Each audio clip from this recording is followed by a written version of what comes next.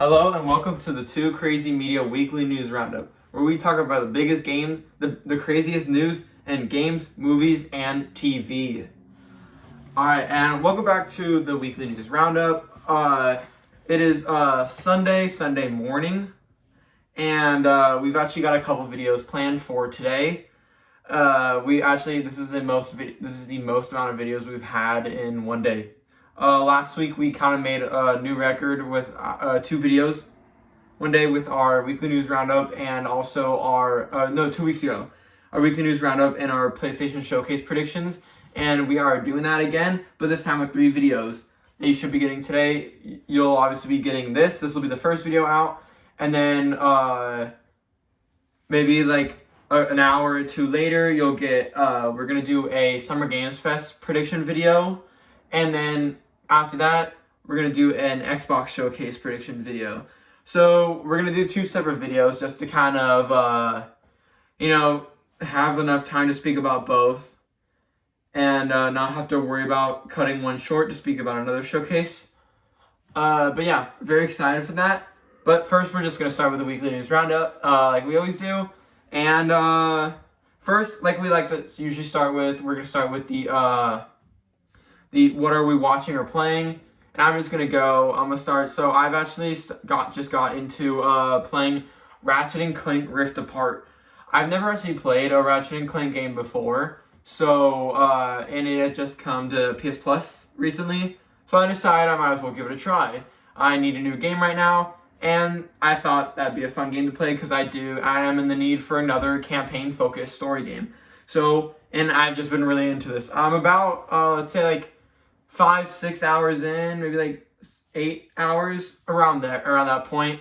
I don't know how far I am to the story, but I'm sure I'm kind of far. I'm sure I'm pretty far, though I have really been enjoying it. Like I said before, I've never played a Ratchet & Clank game ever. I've only seen gameplay, but honestly, I'm enjoying it a lot. And yeah, some of the story moments are a little confusing because I've not played any of the past ones, so there are a couple characters that they'll reference and stuff. And I'm like, okay, I don't really know what that is, but cool, I guess. But it does make me want to go back and play the other Ratchet & Clank games, especially if they're also on PS Plus. You playing anything or watching anything? Well, I'm watching Succession, but I'm not playing anything. Yeah, you want to kind of go into that? So I just kind of started Succession late. I know the show's over, but I started it, and I'm really enjoying it. It's probably one of my favorite TVs on television right now. It's a very good show. I'm loving it right now. It's great. Yeah, it's perfect. What episode? I'm on the last episode of season 1, so I have 3 more seasons to go, but I'm looking forward to finishing it. But I'm also not, because the show's really good. I don't want it to end. Yeah, I know. It is an amazing show. But I say now we get into the news itself. So let's start with our first report, a little MCU, and that is Halle Berry, Famke Janssen, and James Marsden will reportedly reprise their roles as Storm, Jean Grey, and Cyclops in Deadpool 3. This is coming from Spencer Legacy over at comingsoon.net. Deadpool 3 may feature some additional returning X-Men and villains, as the Marvel Studios sequel could be bringing back more than just Hugh Jackman's Wolverine. Which X-Men and villains may return in Deadpool 3? According to insider Can We Get Toast, Halle Berry's Storm, Famke Janssen's Jean Grey, and James Marsden's Cyclops will be appearing in the upcoming Deadpool sequel. Not only that, but the movie will also apparently feature a returning X-Men villain and a returning MCU villain, though they didn't reveal the identities of the 2 antagonists. Alright. You want to start this one? I think this is cool. I think the more X-Men members we have in Deadpool 3, the better. I think bringing them all back is really cool. I know that Deadpool's probably going to kill them, but I think that is funny, and I think that's great, and I like all these actors, so I'm happy that they're coming back. Even if it's like a small role, I'm still happy that they're going to be in it. Oh, yeah. Every single thing, I feel like every week we have a new report on new cast members coming to Deadpool, whether they're returning or they're new, and I just think that's awesome. This really does seem like a dream movie from everything we've heard. And yeah, I do think most of these characters are probably going to get killed by Deadpool. There has been a rumor going around and theories and predictions going around that this is going to be a Deadpool kills the Marvel Universe-esque film, but instead of him killing characters like Iron Man and Captain America, like in the comics he does, he's going to be killing all the X-Men characters, like all the, whether that's New Age, like What do you mean? like the newer movies, X-Men? Like the newer X-Men movies, or like the older ones. Who knows? Though it's cool to see some of the OGs like Halle Berry and Famke Johnson returning, and also James Marsden. I've always liked James Marsden as Cyclops, and I always felt like he was always wasted in those movies, and he could have gotten more. So I'm glad to see him return, even if it's just like a smaller role, which I definitely think it will be, considering there are so many roles for this film. We have heard so much rumors about characters returning, and also new characters like Matthew McFadden coming in, and I believe Emma Corrin is playing a villain. So if I got that name right, or something like, yeah, close to that. But it's very interesting. I think it's awesome that more are returning.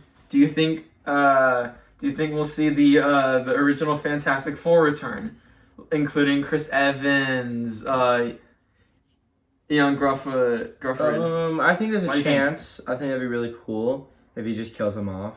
I think that'd be awesome. I think it's more gonna be just X-Men, but I hope that happens. Imagine all of a sudden it's during the movie, Chris Evans comes on screen, and you're like, oh my god, Captain America? That'd be funny. And like everyone in the theater thinks, oh, it's Captain America, and then all of a sudden he's like, flame on, and then becomes Johnny Storm. I think that would be an awesome moment. I think that'd make the crowd go insane, especially people who have seen the original Fantastic Four movie with all of them. I think that just make people go crazy in the theaters. But I think they're gonna bring back the Fantastic Four remake. I honestly think they will. I think they could bring that back. Yeah, with Michael B. Jordan and just to make fun of them. Yeah, that'd be hilarious. I'd love to see that as well. But Deadpool 3 just keeps every single week, just sounding like the greatest or one of the greatest Marvel movies to ever come. And I know they're filming it right now, and it's about time until we start getting some, set screenshots like we did with the new Captain America movie, where we got on-set screenshots of Cap's new suit, Cap Falcon's new suit, Joaquin Torres is in it. Some new looks at him, some new looks at the Serpent Society. So I mean, like, it's only due time until we start getting screenshots of Matthew McFadden's character, which after we've been watching Succession. I just finished Succession last week with the finale, which was amazing, by the way. I can't wait to see Matthew McFadden in another role other than just Tom, who I love. It's gonna be goofy, but Tom is my favorite character in Succession, and so I can't wait to see. And plus, I think Matthew McFadden just blows that role out of the water. I mean, like, he is amazing. And I can't wait to see him in Deadpool, whoever he plays, whether that's a TVA agent or a Deadpool sidekick or the villain. There have been many rumors of who he's gonna play, though we do know for sure that he is like the third biggest character in the film.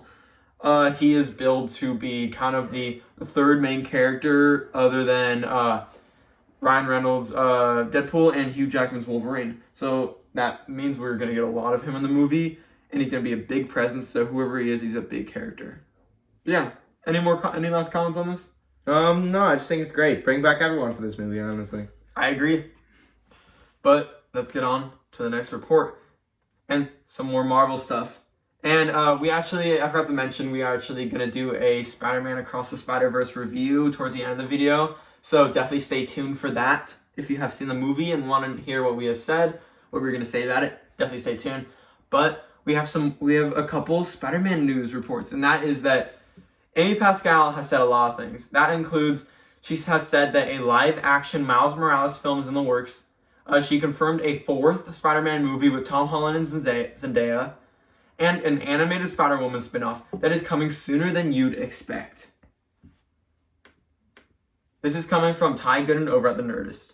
Everyone loves Miles. The web-slinging teen is back in our lives with Spider-Man Across the Spiderverse and will return once again in next year in Beyond the Spider-Verse. We absolutely adore Miles Morales as an animated form, but many fans have been wondering if the character will make a live-action debut in the near future. Well, according to Variety, producer Amy Pascal says that a live-action Miles Morales movie, a Spider-Woman animated film, and Spider-Man 4 are in the works. Fellow producer Avi Arad hinted that the Spider-Woman film will actually come sooner than most fans are expecting. That makes a lot of sense considering things are going well with the current animated franchise. Pascal also said that a fourth Spider-Man movie with Tom Holland and Zendaya is in the works, noting, "Are we going to make another movie? Of course we are, but things are currently slow due to the WGA strike." Yeah, I guess I'll start with this one. This is awesome. We just saw Spider-Man, on Saturday. We'll give our reviews later in the video, but to kind of just really quick say, we both loved it. It was everything that you've probably read online about it is true. It is amazing, but we'll get into that later. Though I'm so excited. I feel like I've never been a bigger Spider-Man fan than now. I've always liked Spider-Man, especially with that new MCU Spider-Man. I've loved Tom Holland's Spider-Man, and I also really enjoyed Andrew Garfield and Tobey Maguire and all that. But I feel like Miles Morales and Into the Spider and Across the Spiderverse has just absolutely blown me away and made me just a way bigger Spider-Man fan than I was before. And I can't wait for anything Spider-Man now. Obviously, we're getting Beyond the Spider-Verse next year, which is the second part of Across the Spider-Verse, which I cannot wait for. And it's less than a year away. You know, it comes out March 24th of next year, which is very soon. But now, you know, first, just to kind of go off these in order, first with the a Spider-Man 4. We know that Spider-Man 4 is happening with Tom back in the MCU with Tom Holland back as Spider-Man, and also surprised, but I'm not really too surprised, but that Zendaya is returning. I'm not so like shocked about this. I was betting that she would return. I know a lot of people are complaining online that, you know, it kind of ruins the story in the end of No Way Home and how he like got his like everyone kind of got like the memory of like who Spider-Man is kind of like got erased from everyone's minds, which meant that like Ned and MJ don't know like who like Spider-Man is anymore and aren't really like friends, so they're kind of like gone from Peter Parker now out of his story, which is what we think. But I guess she's gonna return, though I hope they do something more like Guardians, where at the end of the film they don't actually end up together and they just end up just being friends and stuff, because I feel like that's a great thing. It just makes it too cliche, and kind of it does then. I feel like it doesn't really ruin the story if she returns, but I feel like it does if they. I feel like it's just a little weird if they do end up towards the end of the film, because now it does. I feel like if they're just like become friends, just like the ending of, sorry to spoil it, but Guardians 3, Gamora and Star-Lord don't actually end up at the end of the film. They kind of part ways again, which is kind of nice. So I hope that that's kind of what ends up, but I'm very excited for Spider-Man 4. Who do you think could be the villain? Well, there's so many Spider-Man villains. It's just like, there's a rogues gallery of them. It could be anything that we haven't seen in the MCU. There's so many. Yeah. Oh my god. We can get Prowler, which maybe we'll talk about later. Yeah. We could get, different multiverse versions of characters that we've seen or haven't seen. Anything's really possible with the Spider-Verse that we've learned more about. So, they really have so many options. Spider-Man probably has some of the most villains ever, other than Batman. He's got like one of the biggest rogues. It's crazy how much villains he has. So, yeah, they could pretty much go with anyone. It'd be great. I'm just excited to see for anyone.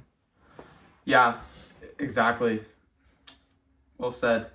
But, other than that, next up we also have a live-action Miles Morales movie. That makes me so excited. I love Miles Morales and everything. I love him in the Insomniac Spider-Man games. I love him in the Spider-Verse movies.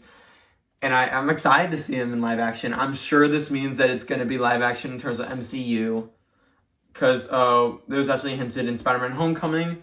If you remember, Spider-Man actually met up with Donald Glover's character, who was only in it for a short while, but he was kind of like dealing, what was it? What was his role in the film? Wasn't it like tech? He was like... Yeah, he was like tech. giving him tech. Which we kind of theorized that was Prowler. Because I think he even said his name was Aaron, which was Prowler's name. Mm-hmm. And then not only that, but he also mentioned that he has a nephew named Miles. And I feel like that 100% means that Miles is coming. I mean, like 100%. And that is Prowler. But they teased Miles before in MCU, so I hope we finally get to see Miles. I hope we finally get to see him. I think it'll be fun. Who do you think could play him? There's so much people who could play him. I think, I forgot his name, but the person from Stranger Things who plays, I think, Lucas. Yeah, I think he is like the best choice for him. I think he looks exactly like him. Yeah, but there's another actor, and I don't know his name, but I know he was on like a show on like ABC, like one of those shows, and he is half Puerto Rican, half African American, just like Miles Morales is, and I think that's amazing. I think that's perfect. Plus, I think he looks the part, and I can't wait. I love Miles Morales, and to see him live action would be a lot of fun. Obviously, I do think it's going to be a new version of Miles Morales, like MCU version. I don't think it's going to be the Miles Morales we know from Spider-Verse. I feel like that's kind of hard. We'll kind of talk about it a little later in the video about Spider-Verse. We'll kind of get into this conversation on our review.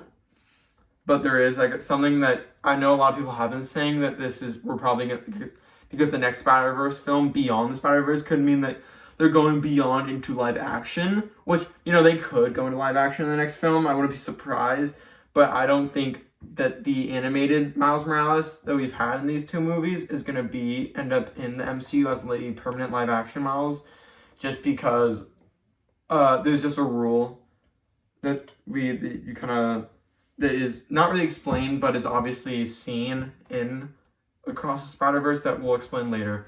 And then the final film that was teased is a Spider-Woman animated film that is coming sooner than we'd expect, which is awesome. I'm sure, after Beyond the Spider-Verse, it's such a big franchise now. Everyone loves these movies. These are award-winning, super high-rated. This is a super high-rated franchise. So obviously, Sony Pictures Animation is not just going to want to just give up, be done with it after Beyond the Spider-Verse, which is the finale of the Spider-Verse series. But I don't think it's the end of that sort of cool animated style Spider-Man films from Sony Pictures Animated. I think the reviews and the raves and the amount of money this film is earning is just kind of evidence for Sony that that they're gonna make more and tons of, which is why they're doing a Spider-Woman animated film. I'm sure it will either be Jessica Drew, who is in Across the Spider-Verse, or maybe a new Spider-Woman. Who knows? We know we are getting a Madam Web film from Sony. Why'd you sigh? Why'd you make that face? Well, we haven't heard anything from the movie. I'm not too hyped about it, but maybe if it does tie into Spider-Verse and it is Sony, they could do something cool with that. Well, I don't think it is gonna tie in. I just think the only way it'll tie in is that we've heard that I believe Sydney Sweeney is playing Spider-Woman in it, or one of the characters are. So we know we're gonna get a Spider-Woman there. We know there's a Spider-Woman in Across the Spider-Verse. So also Spider-Gwen could become Spider-Woman. I am hoping for a Spider-Gwen spin-off. This could be the Spider-Gwen spin-off. I really hope. I love that. Favorite characters. She's great. Though honestly, as long as I don't care what Spider-Woman is, as long as we still get that awesome animation style and that unique animation that you won't get anywhere else with that movie that we get in all the Spider-Verse films, then I'll be happy. And I hope we get more animated Spider-Man spin-offs. Because after watching Across the Spider-Verse and absolutely loving Into the Spider-Verse, it just makes me want even more. And just a ton more. That's kind of like with Fast and Furious, where after we saw Fast X, I loved it so much that I'm happy that we're not only getting a Fast 11, but a Fast X and also a Fast 12, and also another Fast film that we'll talk about a little later in the show. So yeah, that just makes me really excited. Anything to say about any of these three films that were confirmed? We said it all. Yeah. Excited for any of them? Yeah, of course, all of them. Here's a big question. Which one are you most excited for? Miles Morales live action. Seriously? Yeah, I like Miles Morales. I agree. I'm excited for Spider-Man 4. Just Yeah, because I just I love them. I thought that This is another big Spider-Man. No Way Home was such a good ending for Spider-Man that I feel like Yeah. he should not get a solo film anymore. Just be a supporting character. In Disagree. Other people's. Okay, I disagree. I love him, but Spider-Man's never gonna stop getting. That's a character that will never. Ended such a good way. Marvel has a deal with Sony. That's every couple years there has to be a live action Spider-Man film in the MCU. So they have to keep making, or else Spider-Man won't be in the MCU. So like, if we don't get a Spider-Man 4, Spider-Man won't be in King Dynasty or Secret Invasion because then the contract, or Secret Wars, because then the contract is, and they're not following through. So we have to keep getting more Spider-Man solo films. And I'm totally fine with that. I love No Way Home so much, and I also love Homecoming and Far From Home. I loved all three of those, to be honest with you. Maybe, Far From Home isn't everyone's favorite, but I still love them. I love Spider-Man, and I love Tom Holland. So yeah, I think either between Spider-Man 4 and the live-action Miles Morales movie, especially if it is in the MCU, are probably my most excited ones. And I'd love to see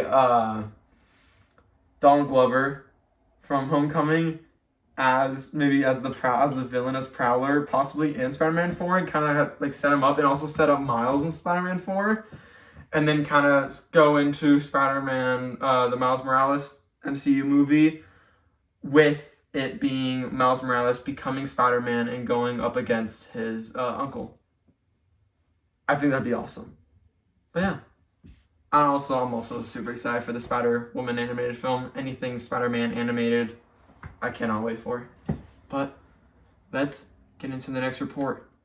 And that is that Wolfenstein 3 could be in early development as hinted by a new job listing. This is coming from Gabriel Machado Pureza over at Game Rant. Wolfenstein 3 may be currently in development at Machine Games right now. A new job listing hinted that the publisher ZeniMax may be looking for people to work on a new title for the Wolfenstein franchise, which increases the chances that fans may get a sequel to the games, which has some of the best villains ever, soon. Wolfenstein is one of the most classic FPS franchises ever. What started as an obscure action-adventure game focused on stealth in 1981 became the basis for Wolfenstein 3D in 1992, the game that essentially created the FPS genre a year before Doom was released. The series was brought back in 2014 with Wolfenstein The New Order, developed by Machine Games. The game was a big hit and spawned a sequel and a spin-off, being once more hailed among the best FPS series of the 2010s. Now Wolfenstein 3 may be under production, or at least about to start, as a new job listing indicates that the studio is looking for a new hire. The job listings were found by Hard2Decor, who shared them on Reddit. ZeniMax is currently looking for candidates for a senior animator position. The recruiters are specifically looking for someone who has a passion for immersive first-person shooters and who has participated in the full production cycle of at least one AAA game before. There's another detail that makes it even more likely that this is about a new Wolfenstein, though, as the preferred skills section lists a strong familiarity with games developed by Machine Games. I'll go on this one, because I've actually played the latest Wolfenstein game, Wolfenstein the New Colossus. Or was it the New Order? New Colossus. Yeah, I think that was the latest one. Okay. I really liked it. I loved it. Though I did kind of get stuck. I did stress out a lot on the final boss of that game, but that made me angry. But I still really enjoyed it, and I'd definitely be down for a new Wolfenstein game.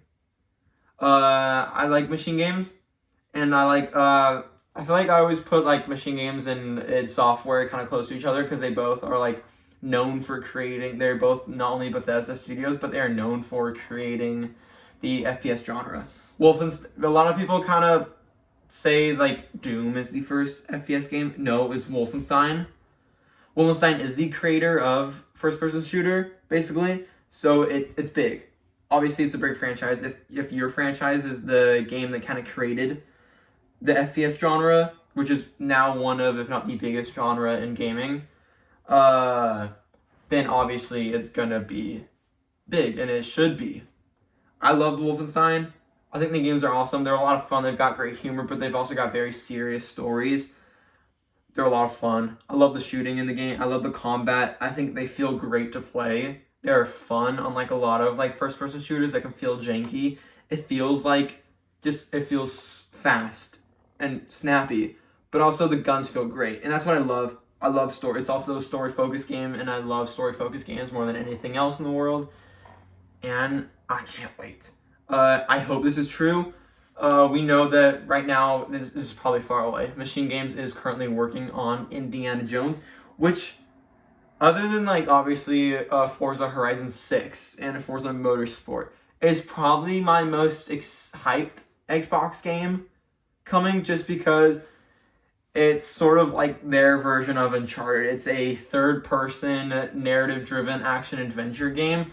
It's Xbox's version of Uncharted, and Uncharted is one of my favorite gaming franchises of all time. I just recently replayed through Uncharted 4 for like the 5th time, and I just loved it. It's one of my favorite games of all time, and I've also played all the other Uncharted games, Uncharted 1 through 4 and The Lost Legacy, and I love every single one.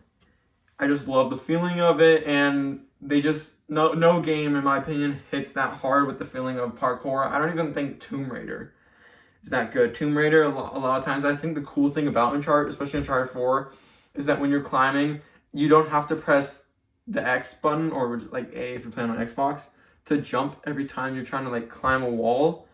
Because if you just use the left joystick and kind of use your arm, then like he'll like using left joystick kind of controls his arm, and like if you put like that over to like another rock that'll climb on, he'll climb onto it, kind of like go up, and it's really cool. It makes it just feel much better, and it makes the parkour. And also I love the combat, so I'd love to see a Xbox exclusive based kind of like an Uncharted, but for a franchise that everyone loves, which is Indiana Jones. You know, we're getting a new Indiana Jones movie later this month, so I feel like it's perfect time for Xbox to kind of do a re-reveal of their Indiana Jones game at the Xbox Showcase. But I feel like this is more like 2 years, maybe this is probably late next year, early 2025, I feel like.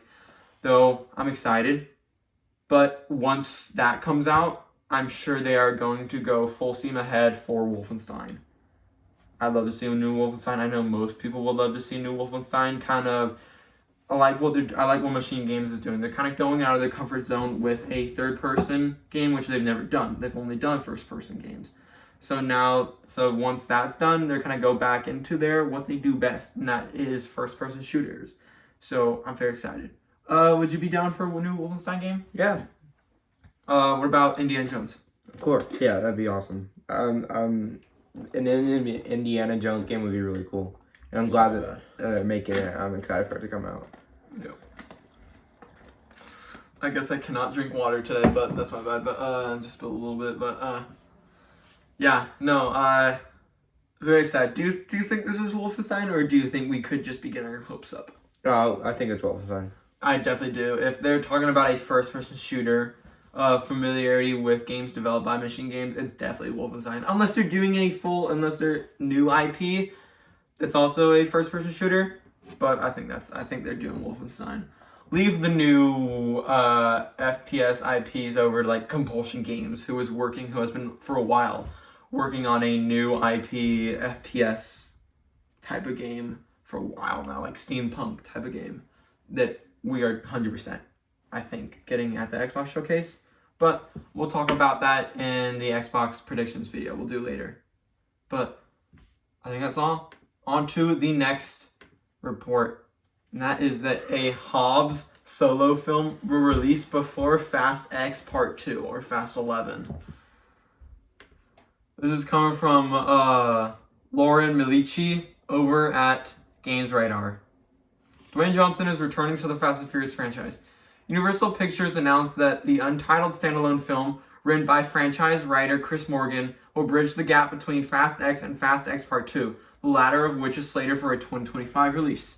Louis Leterrier is directed Fast X, taking over for Justin Lin, which opened to 320 million worldwide in its first weekend. Leterrier will also direct Fast X Part 2 and the rumored Fast X Part 3.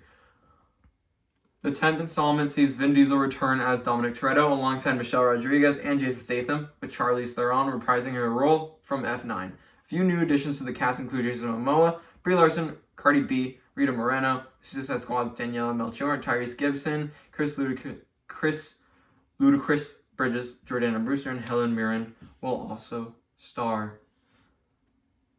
A couple things wrong about that. First of all, Cardi B's not in it. In what? Fast 10. No. But other than that, I am extremely excited for a Hobbs film. Yeah, it's not Hobbs, and also just to make it clear, it is not Hobbs and Shaw 2. I know a lot of you are probably thinking, oh, so this is Hobbs and Shaw 2. Because Hobbs and Shaw 1 does end with sort of like a kind of a cliffhanger, but not really.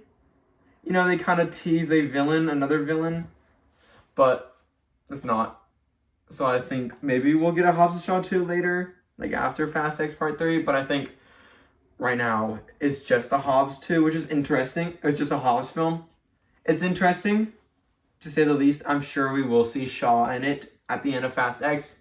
Spoiler warning, if you haven't seen it, or if you have, then keep watching. Basically, like, Shaw kind of like has like a scene where he's only in it for like 15 minutes. He kind of has like a fight scene and then leaves to go find his mother, because like obviously they're all being hunted down.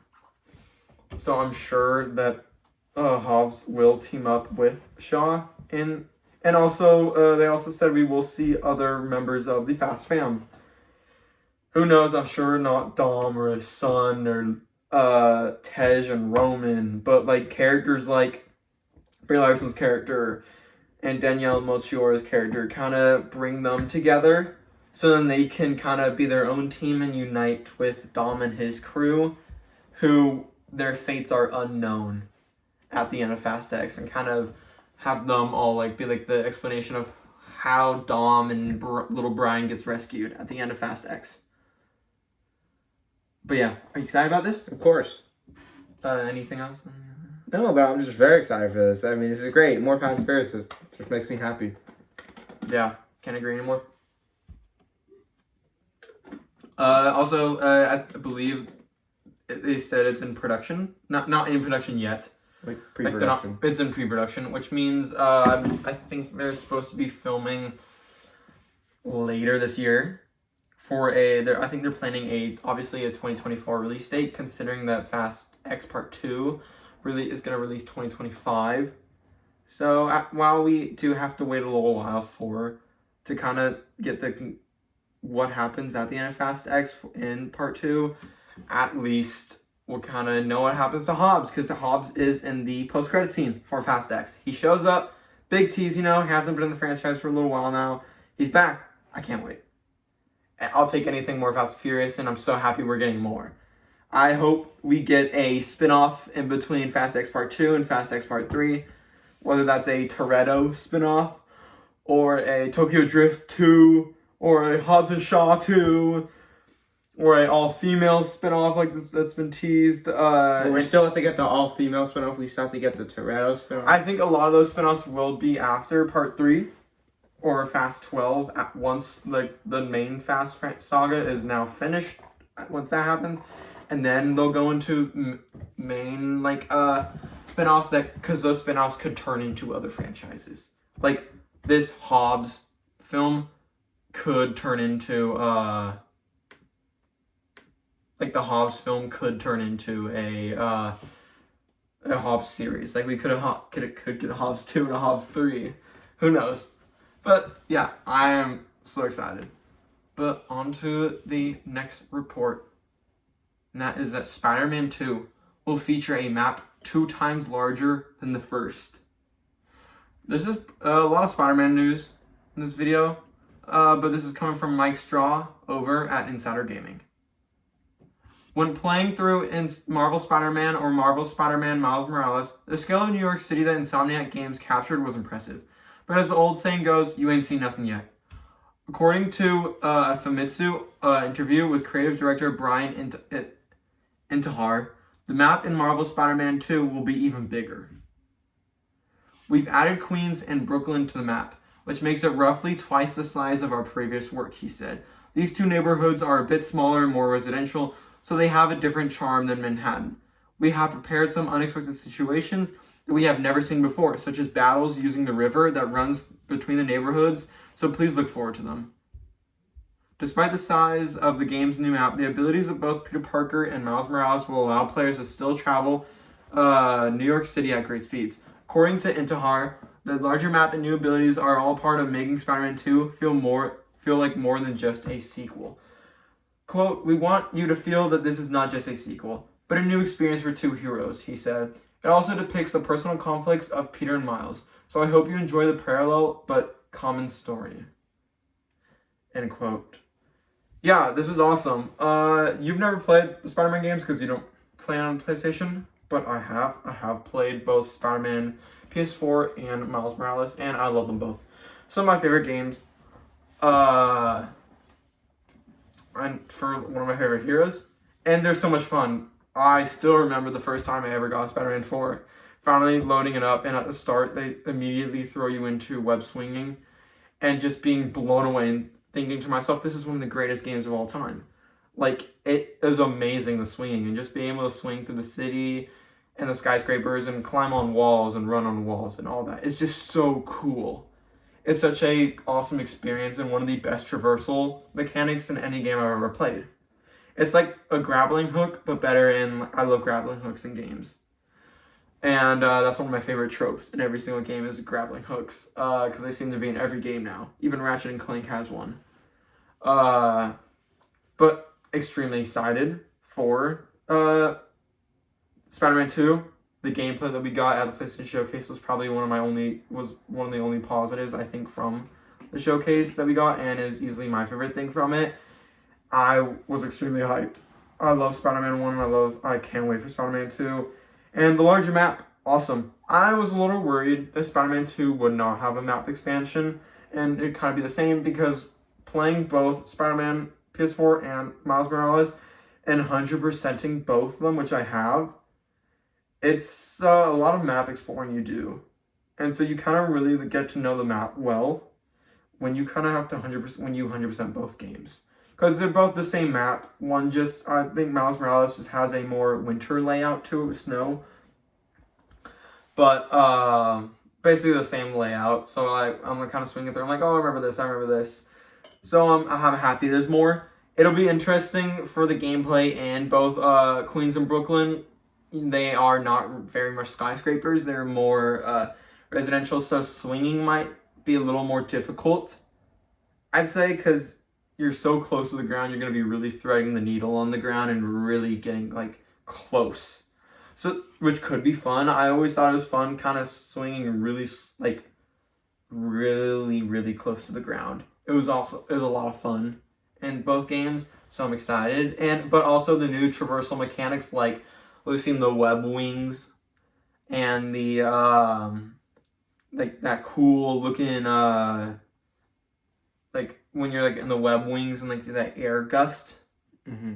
That's interesting. That'll probably help you get around without having to worry about swinging and not constantly hitting the ground while swinging, because there's not that much elevation on Queens of Brooklyn. But I can't wait. Also, the battles on the river.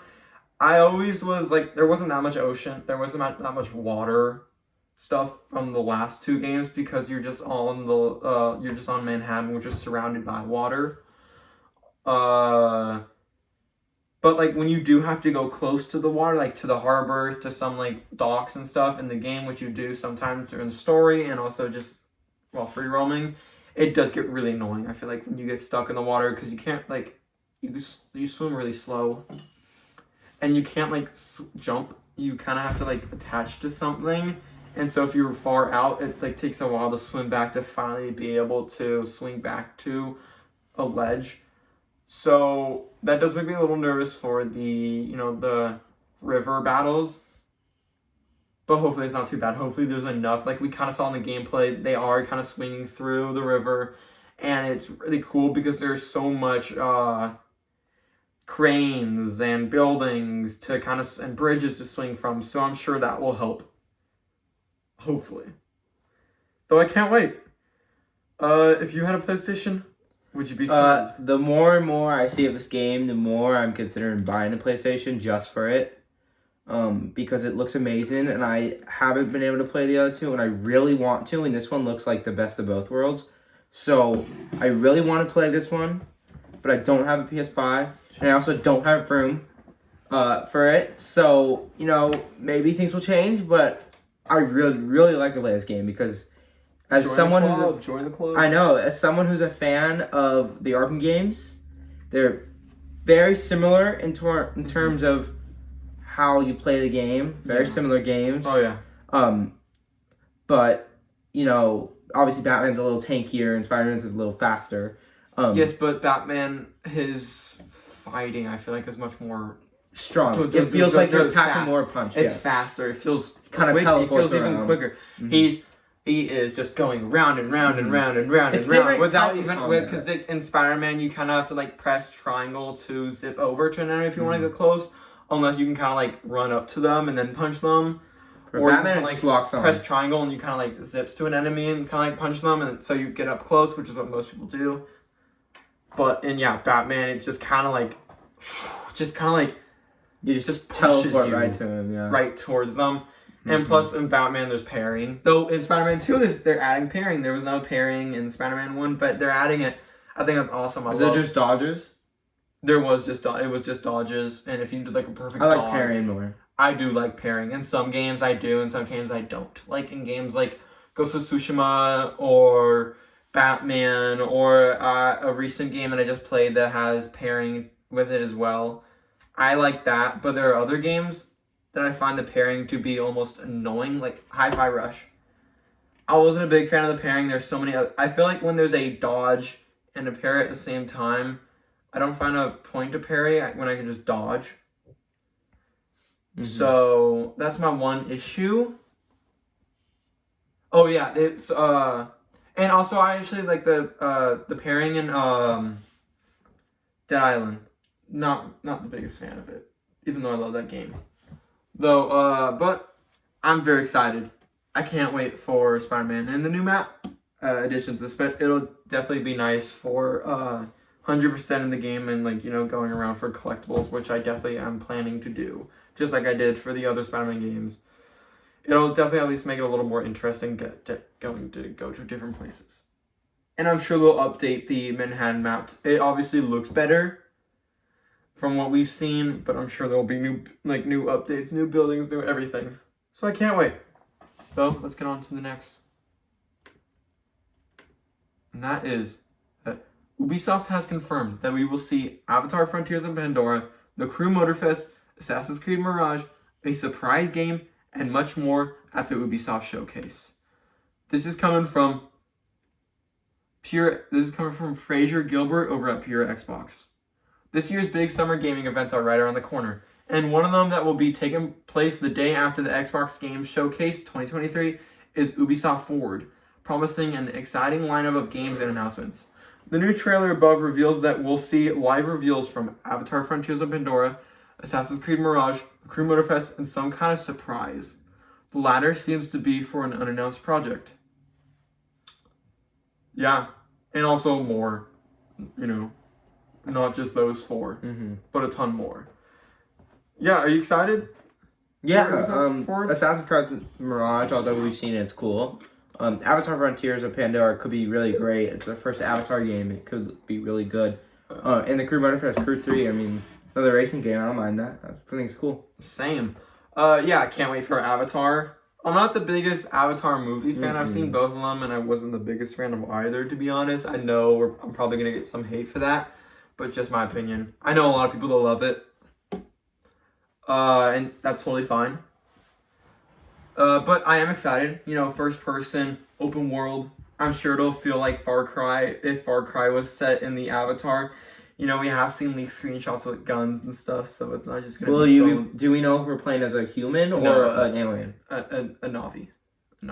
Or like an Avatar, which is like a half human, half Navi. I think if I remember. I think you'll be playing as an Avatar, obviously. But as we see in leaked screenshots, you do have guns. Like we saw like a shotgun and an assault rifle.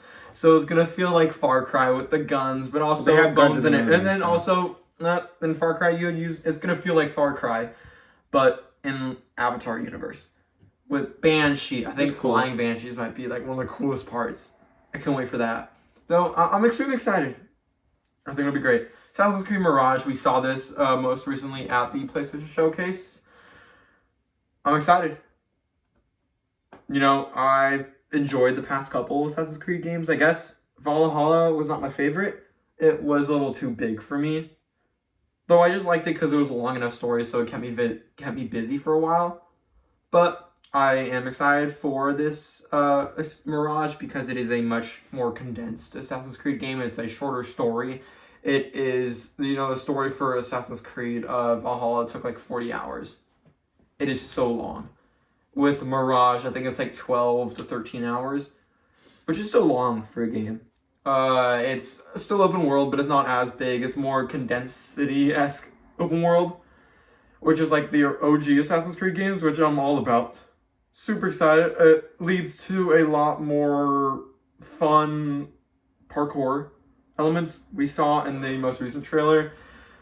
They are going all out with the parkour. The parkour seems super fun and just very fluid. Like, almost like a Watch Dogs 2. I feel like I always put Watch Dogs 2 and like Watch Dogs 2 and Uncharted 4 have like some of my favorite parkour. Like the Watch Dogs 2 parkour is amazing because you just hold down a button and you're just doing these awesome tricks and jumping, and I think it's so cool. And plus I love that game. It's my favorite game of all time. And the Crew Motorfest. I played both the Crew 1 and 2. My favorite franchise is racing games just because I love cars and I've always loved racing games a lot. The Crew Motorfest, I was not a fan of the Crew 1. To this day, I still have not finished the story. I just didn't enjoy it. I thought it took itself too seriously. I didn't like it that much. I didn't like how it felt. The graphics were so outdated when you had games like, I can't remember what Forza game was out during that time, but whatever Forza game, whatever Horizon game it was, it definitely looked 100 times better. I feel like even Horizon 2 for the Xbox One, not the Xbox 360 version, but the Xbox One version, looks better than the Crew 2. Obviously, they have different arts directions, but the Crew 2 is still trying to go for a more realistic, and it just can't even beat a game like Forza 2, which came out years before then. So the Crew has never been really, the Crew's always been lacking in the graphics department, and also the controls department. It's never been my favorite driving mechanics, but I've always enjoyed the Crew. That's just another fun open world racing game. I'm glad that we are going to a different map. This one we're going to the island of Oahu. For this game, both the Crew 1 and 2 took place in all of the USA, which was kind of, it was like a smaller version of the US, which it was all US, but like the cities were much closer. Like it didn't take it was more like 8 hours to travel from one side of the map to the other instead of like 12 days in real life. 8 hours. Yeah. But in real life, you know. To drive in a video game. Yeah. But you know, in real life, it'd be like if you were driving from one side of the U.S. Fast travel a feature, yes, right? Yes, when you start the game. Yeah. Good. But like if you were traveling from one side of the U.S. in real life to the other side of the U.S. in real life, it'd be like 20 days in real life. Yeah, but no, it'd be more. But in the video game, no one wants to sit there 8 hours just to travel. People have done it. Cities. I've seen videos. People have driven it. Yeah. That's ridiculous. Thank God it's fast travel. No game should be like that, except for Flight Simulator. That's it. That's kind of ridiculous. I'm excited for the Crew Motorfest. Seems like it should be fun. I know that's coming out pretty soon. Just like Assassin's Creed is coming out in October. I believe the Crew is probably going to be like September. I wouldn't be surprised. And then Avatar will be like November, December. But I do think that is coming this year. Because I do think the surprise game that they didn't reveal, that game that's coming, I do believe that is Star Wars. I think we reported in last week's show that it was here. That's gotta be teasing Star Wars. What is that? That's a surprise. How does that tease stars? I don't know. What does it tease then? All it is what they tease in the video is just a like carbon fiber like black material, and then a carbon fiber gold material, like kind of like waving like waves. Oh, what's that game? Yeah. Oh, yeah, okay. So like kind of like a surprise game. Who knows what it could be? A lot of people have pointed out that those are like the original colors for X Defiant before they switch it to much more brighter colors. I think it'll be that. If that scene does. But we've seen X Defiant plenty of times. Oh. This is a game we've seen. This is a game that people have played, that people have streamed. Many content creators have already streamed the game, and many people have been able to play it. They've been having many closed betas for a while now with that game. So I would be shocked if that's what they're teasing, because it's a game we've seen. Yeah. It's got to be something more of a surprise. And I do think it's going to be, and I feel like people are looking at the color and the thing too much. I think it's going to be Star Wars. We said in last week's video that the rumors that Star Wars is coming at the end of Ubisoft's 2023 fiscal year, which ends March of next year, 2024. So people do think we are going to get the Star Wars game probably early next year, like January, February, March, or maybe even December. Who knows? Though I think they want to at least space out Avatar and Star Wars by at least a month or two. But I know Ubisoft is gonna probably release a lot. They don't really care too much about spacing because they just want to release out a bunch of games that they can. So because right now they're not in the best place. They need to be in a better place, and if that means releasing two of their biggest games in like a month away from each other, then that's what it's gonna have to be for them to get a buzz, because they do want a lot of buzz. They want a lot of people talking about them, and that's one of the only ways they can do it is if they release two games real close to each other that are huge, that are going to get a lot of people talking. But yeah, I'm extremely excited for Ubi Forward. We won't be doing a predictions video this weekend, but next weekend. So next week's video, we will also have a second one on the Ubisoft Forward. Super excited. Absolutely cannot wait. Should be a lot of fun. Yeah. Any final comments? Any other guesses on what this could be? I hope it's Star Wars. I hope it is. Could be though Splinter Cell. We know they're still working on Splinter Cell Remake. This was announced a couple of years ago. So they're still working on it. That could be what it is. Who knows though? But can't wait. We'll kind of do a predictions video next weekend. So, on to our final news report before we get into the Spider-Man review. And that is that a new GTA Online update is coming June 13th.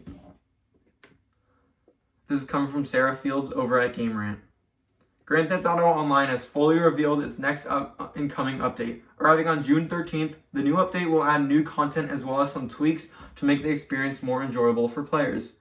Despite its increasing age, Grand Theft Auto Online continues to see regular updates, adding new events, missions, and improvements to the title.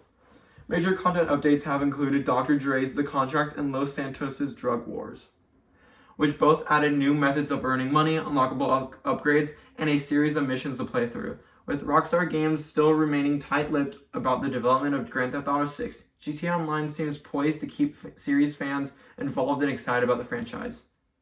The new update is entitled GTA Online San Andreas Mercenaries, and will task players with fighting Merryweather and other dangerous adversaries. Players will be able to join a group called Los Santos Angels, whose goal is to take down Merryweather and its efforts to squash competition in the criminal underworld. GTA Online NPC Charlie Reed will make a return, leading players in various missions varying from hacking data to using explosives to blow up targets across Los Santos.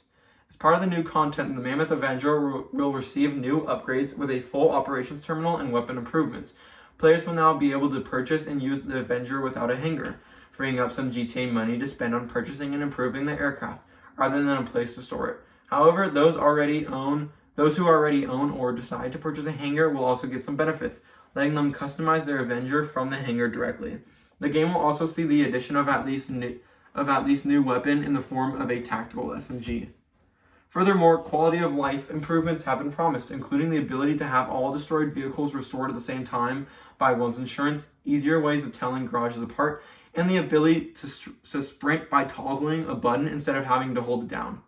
All these improvements and additions will launch for all current GTA Online platforms on the same day, so players Should have plenty to look forward to coming June 13th.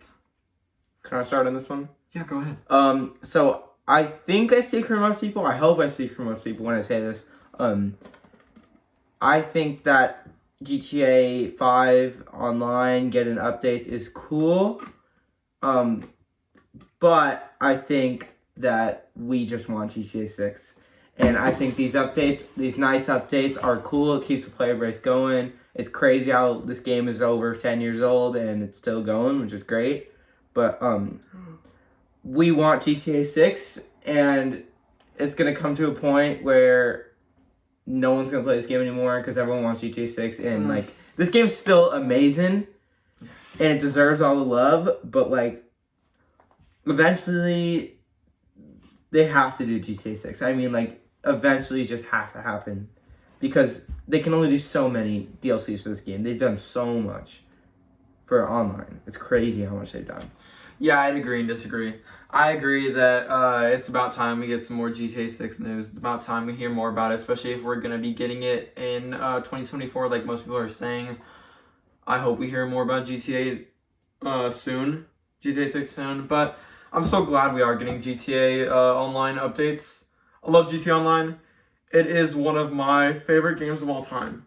I think GTA 5 is one of the greatest games, including GTA Online, ever made. It is the highest earning game of all time. It is one of the best selling games of all time. It is one of the most played games of all time. It has crushed so many records. And it is just a franchise that is not ending. There's still so many players playing GTA Online. I still play GTA Online. I got back into it about a couple months ago this year. And I've just been loving it. You know, I've been selling a lot of my old cars for a ton of money and buying a bunch of new cars from the latest updates. And then now with the new update coming out, a new car is coming, I'll sell those new cars I got and get new cars. That's really all I log on, is just to sell more cars and then buy another new car. So now I can kind of log on, sell a bunch of cars, getting ready for June 13th. So I can have a ton of money to just go all out and purchase all these brand new cars coming to the game. But yeah, I'm very excited for the new update. Whenever a new update comes out, I'm not really like someone to like go out and like most people like purchase the new property that comes out that'll let you do the new story missions. I'm not too big in because I don't have really anyone to play with. That sounds sad, but I don't have really anyone to play GTA, especially next gen on PlayStation 5 with. Most of my friends that I played GTA Online with still play on just PS4 and have not upgraded to PS5. So I'm kind of by myself on this one. And it still isn't cross-platform, which I find funny. It should be. So, because I'd love to play with you, other people. Do you think Grand Theft Auto 6 will be crossplay? Oh, yeah. Okay. Yeah, for Do sure. you think it'll be crossplay on release? GTA Online won't be out on release. It didn't come out on release for GTA 5. So it's just story mode that comes out first? It was about like a couple months after. And then PC, GTA 5, like the story didn't come out on PC for like a year. So what After happens when the the GTA game 5 when came you out get on when the game consoles. comes out? Just the story. The story's big as it is. The story's huge. And then Freedom For obviously is GTA yourself. 5, the story's it's like a 20-hour long story. It's a story I will go back to and play. I have so much fun with that. I love the characters, and I just love GTA 5 in general. It's one of my favorite games ever.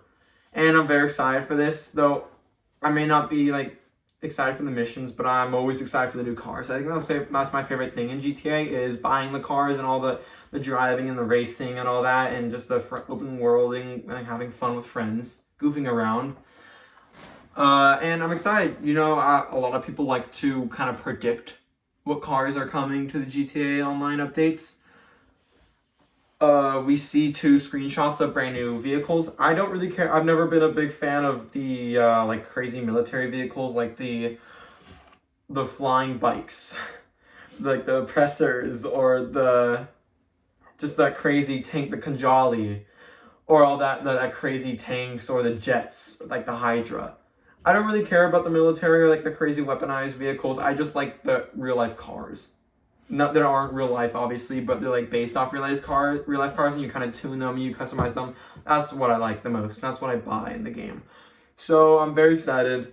I know we've already got 2 screenshots of 2 brand new cars. We've got the kind of like one screenshot we got if you were to look, and it's kind of like an off-roader that's new to the game. It's a 2-door off-road SUV, and it looks to be based off the a Mitsubishi off-roader. I think it's very cool. And there was another screenshot that looks to be based off the Dodge Charger Daytona EV, which is Dodge's electric car that, if you don't know, has like the electric cars are silent, but this has like the funny engine noises that like are fake, and it sounds like a vacuum cleaner. It's pretty bad sounding, but are you excited for this update? No, I don't play the game. Will you re-download it for this? I have to buy it. Oh, you don't have it? No, I was on Game Pass for a little bit, and then I played it on that, and I really enjoyed it, and then one day it just went off, and then I couldn't play it again anymore. I was really bummed out. But I didn't want to buy it, especially knowing that GTA 6 is hopefully around the corner, so of course I'm going to be buying that, but I wish I would have GTA 5 again because it's such a good game, but like, I played it, and I got my chance to play it, and I've obviously played it before many times, before even that, on other people's consoles, so. Yeah. But yeah, I'm extremely excited to, I just like to go and buy all the new cars and customize them, so I'm excited. Yeah, should be a lot of fun. That's coming June 13th. So, very soon. Usually they're online. They always do a kind of like a earlier in the year update, a summer update, and a fall update. This is the summer update, and usually comes out in July or sometimes August. What if for their fall one they announced GTA 6? No. But that's not an update. They still need an update. Like to add stuff to the game. But yeah, maybe it'll be like a Vice City update. Because Vice City is where GTA 6 takes place. Who knows? But obviously not bringing the map, but bringing some Vice City themed stuff to Los Santos, like San Andreas. But yeah, no, can't wait. Love GTA Online. Love to play it. Can't wait for all the new update and the new cars, and also the quality of life improvements, like the being able to hold down sprint instead of having to constantly tap. When you constantly I play on PlayStation, so I constantly have to tap X constantly to run, and it starts to it gets really annoying after a while. You think after almost more than 10 years they'd fix it? And also, I think it's also toggle now, so I definitely am gonna try to do a little keybind switching on the controller and switch the sprint button to the left stick, kind of like most games, because I feel like that might feel a little better. Though I feel like I'm so used to it that when I play the game and I start tapping X, it'll do nothing, and I'll forget to press sprint. So maybe I'll just keep it as it is. Who knows?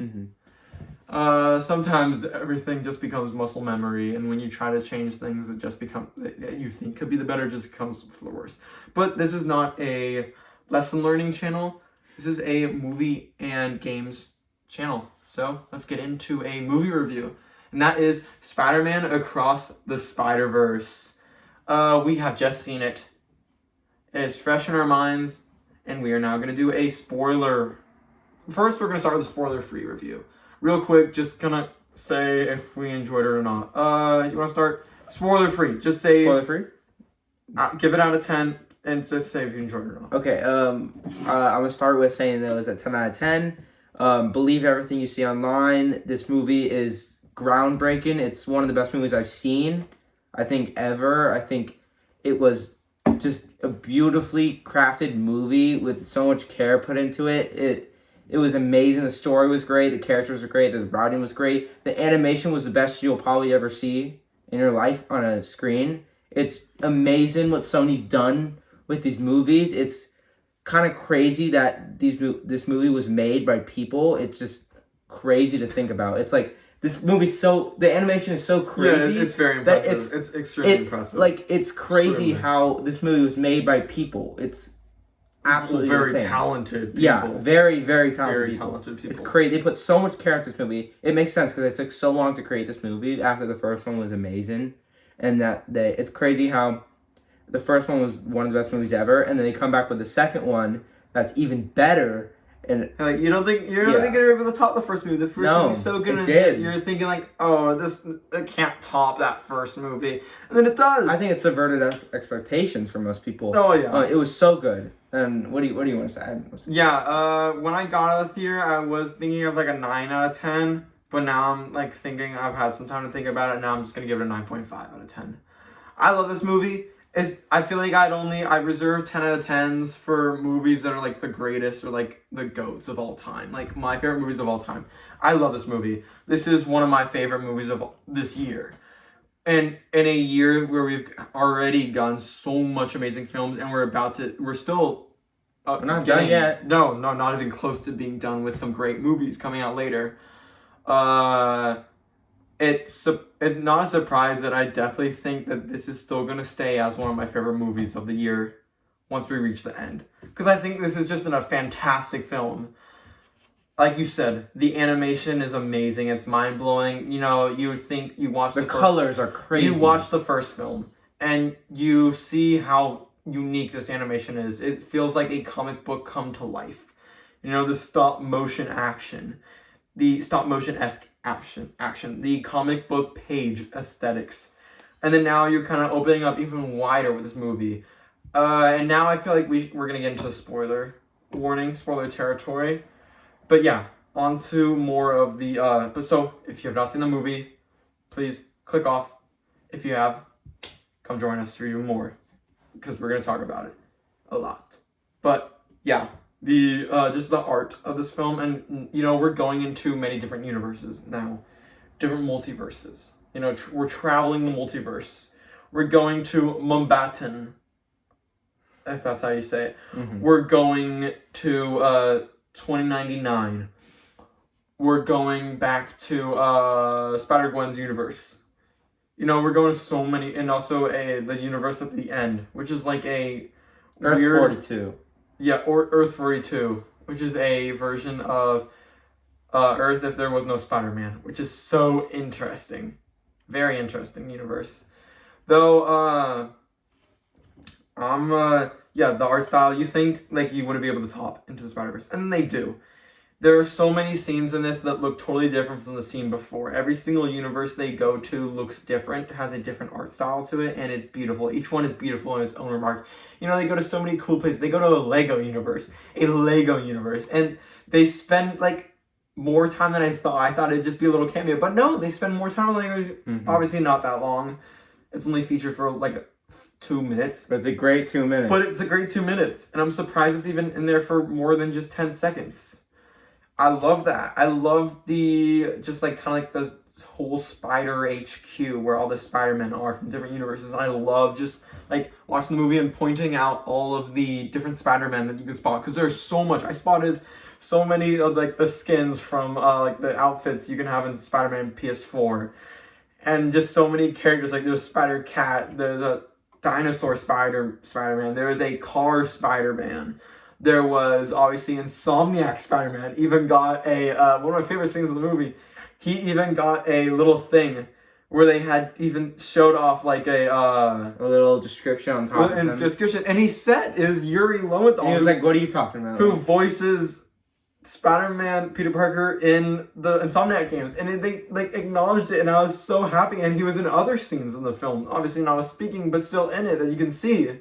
And I love that. And there's the animated amazing Spider-Man, the Superior Spider-Man, Spider-Man. There's so and he had a long speaking line too. Yes, you had you know, obviously like Tobey. A lot of people were expecting to see Tobey Maguire and Andrew Garfield and Tom Holland. They weren't necessarily in it. Tobey Maguire and Andrew Garfield were kind of. They actually showed scenes of those movies in this movie, but they didn't actually have any new lines. Like they didn't go back and do new lines for it. But you know, they were still in it. Though I do think we are probably going to see all three of them in the next film. Whether that's also another thing, like we were talking earlier about Prowler and Donald Glover, and how Donald Glover is, and how you can't really, like, the Miles Morales of the Spider-Verse movies can't be the same Miles Morales as is going to be in the MCU. Mm-hmm. because as we see, my favorite cameo of the movie, even more than Insomniac's, is Donald Glover appears as the Prowler. But like he's in the Spider HQ, he's been arrested, like captured and imprisoned there. More like he was moved to that dimension on accident, and they're trying to get him back home. Yeah, he was captured after being in another dimension. And it's so interesting because he's got the Prowler suit on, and he's live action compared to the animated. He is live action. Yeah, he's there as Donald Glover, live action, and everyone else around him, and he's in like a animated space, which is so cool. So I find it interesting that live action characters can go into animated universes and still look live action. So the animated characters can go into the live action movies and look animated. So that makes a lot of sense, but it's also very interesting. Though it was so cool seeing, and I do think that is MCU Prowler. Mm-hmm. You know, Donald Glover, we know he's Prowler in the MCU. It was teased in Homecoming. He teased that he has a nephew named Miles. It's obvious. He's Prowler. I can't wait to see him back in the MCU. I don't know how they're gonna kind of explain. I think they're gonna use the same theme that they use in Spider-Man. But him being in him kind of like knowing all this knowledge, but then being back in the MCU. We'll see. I think you had a good theory. The same with the Insomniac Spider-Man, because how does Insomniac Spider-Man would have all this knowledge about this whole thing, but then still just kind of like not really probably mention it in any of the games. I think that's just because, you know, it's just another universe, but it's basically the same character, just like a different universe, but slightly different. Maybe like one detail's changed. Which is probably what they did for Prowler too. I think that maybe like Prowler's suit will be different in the MCU. No, I think all everything the same. Well, obviously a different suit. The suit was cool. We didn't see the whole suit. We just kind of saw the top. But it looked like the Spider-Verse suit. I have to admit, it wasn't like the coolest looking suit. It looked like the Prowler. But I think of the Prowler, I think of like flash, like bright purple lights and all that cool stuff. So I'm sure I'm sure it'll be much more advanced in the MCU and be different, which can kind of explain that it's a different Prowler, but basically the same, but different universe. But ultimately the same. But yeah, no, I love the cameos. I love the characters, the villains. There are multiple villains. You had the Spot, who kind of went from a very comedic villain at the start of the movie to being a very menacing villain at the end. You have Spider-Man 2099, or Miguel O'Hara, who is amazing. He's very menacing. He's very angry. He's very evil. I wouldn't call him evil. More just he's clouded by judgment. Yes. And he's also not really, like, he's hard on people. He's very, very, very tough. He's very self-set, and he really just cares about the multiverse more than anything, so. Yeah, loved all the characters, loved Spider-Gwen. We got a much bigger backstory into her at the beginning of the movie. I love that. It was great to see her and her relationship with her father that gets explored later in the movie. I think that was amazing. I think Miles' relationship with his parents is amazing in this film, and even more expanded from the last film. It's fantastic. And the ending. Let's just talk about the ending and we'll be done because this is getting a little long now. But the ending is just blew me away. You know, the last like 20 minutes of the film just is crazy. Like never ending, like, oh my god, and then it just ends on a cliffhanger. But like Miles escapes all the Spider-Men. He goes back to what he thinks is his universe. What we think is his universe. He goes back to his home where his mom is. He has to warn his dad to stop, to like watch out because he's gonna die soon. It's been prophesized as a canon. It's canon that he's gonna die. So he has to go back and he starts talking to his mom, and he tells his mom that he is Spider-Man. Big reveal. And the mom all of a sudden is like, who? And thinks he's joking. And we find out that we think that Spider-Gwen and 2099 chased him into the same universe he is in. But actually, they're in the right universe. They're in Miles' actual universe. And Miles is in a wrong universe.